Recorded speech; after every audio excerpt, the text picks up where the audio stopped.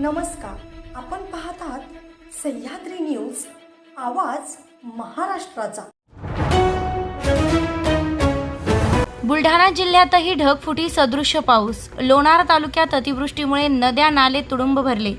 या पावसामुळे सोयाबीन, तूर यासह अनेक शेती पिकांचं मोठं नुकसान।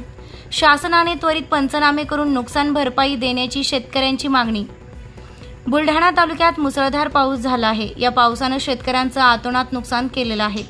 शेतातील पिकं पाण्याखाली गेलेली असल्यानं आता शेतकऱ्यांवर आर्थिक संकट कोसळलं आहे। बुलढाणा जिल्ह्यातल्या लोणार तालुक्यातील 5 मंडळात ढगफुटी सदृश पाऊस झाल्याने शेतकऱ्यांचे मोठे नुकसान झाले।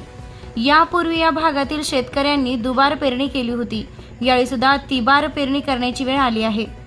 सध्या शेतात गुडघाभर पाणी साचलेलं असून संपूर्ण सोयाबीन पीक पाण्याखाली आलंय। तब्बल 12 तासांच्या वर कालावधी उलटला तरीही पाणी साचलेलं असून शेताला तलावाचं स्वरूप आलं आहे। तात्काळ नुकसान भरपाई द्यावी अशी मागणी शेतकऱ्यांकडून होत आहे।